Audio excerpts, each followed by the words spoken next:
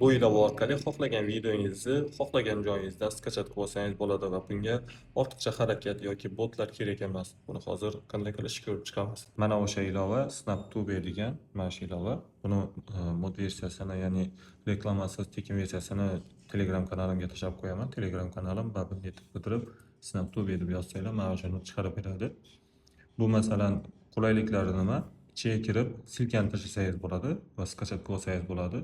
Yo bo'lmasa, masalan Instagramga kirasiz, podelisiya qilganda bu yerda mana u belgi hamma videoda ham chiqib bo'lmaydi. Bir xil avtorlar mana shuni skachat qilmaydigan qilib qo'yadi, lekin siz podelisiyani bosib turib, mana SnapTube degan joyga bitta bossangiz, xohlasangiz MP3sini, xohlasangiz MP4sini, ya'ni videosini skachat qilib olsangiz bo'ladi. Bu yerda formatlarni ham tanlasangiz bo'ladi.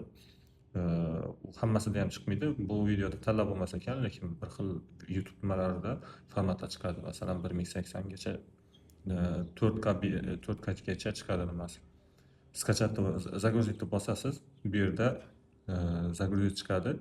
Shunday bossangiz boshlandi mana. Hozir skachat qilib bo'ladi.